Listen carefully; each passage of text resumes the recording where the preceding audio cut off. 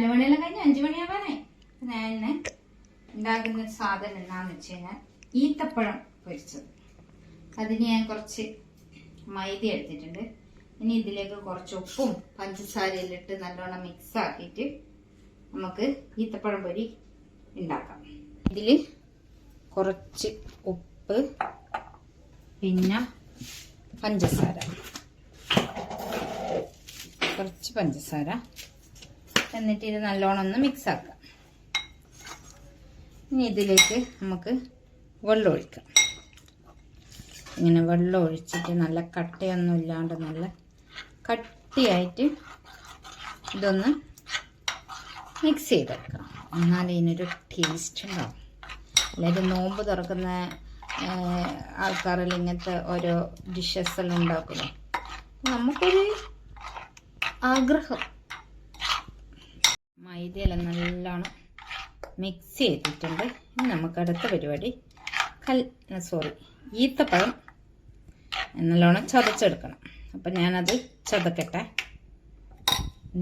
എല്ലാം നല്ലോണം ചതച്ചെടുത്തിട്ടുണ്ട്.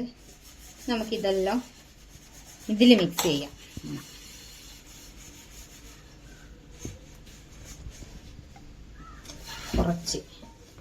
കുറച്ചുണ്ടാക്കിയിട്ട് കുറച്ചാക്കാം. ഇങ്ങനെ മിക്സ് ചെയ്യാം. ഇത് ഞാൻ എനക്കറിയുന്ന പോലെയാണ് ഞാൻ ഉണ്ടാക്കുന്നത് കേട്ടോ.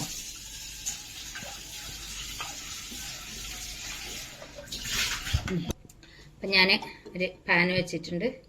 ഇനി ഇത് ചൂടായിട്ട് നമുക്ക് ഇതിൽ വെളിച്ചെണ്ണ ഒഴിക്കാം.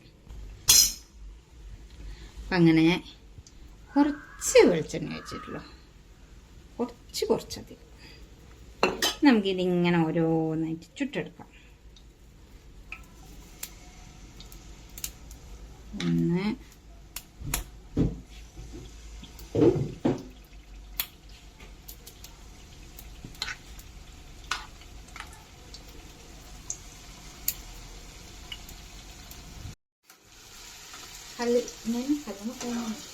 ഈത്തപ്പഴത്തിൻ്റെ ഒരു ഭാഗം നല്ലോണം മൊരിഞ്ഞിട്ടുണ്ട്. അപ്പം അടുത്ത ഭാഗം ഇങ്ങനെ ഇട്ടിട്ടുണ്ട്. ഇനി അടുത്ത ഭാഗം കൂടി റെഡിയായിട്ട് നമുക്കങ്ങനെ ബാക്കിയെല്ലാം കൂടി ഞാനൊന്ന് ചുട്ടെടുക്കട്ടെ. ഫുൾ ഉണ്ടാക്കി നല്ല ടേസ്റ്റ് ഉണ്ട് കേട്ടോ.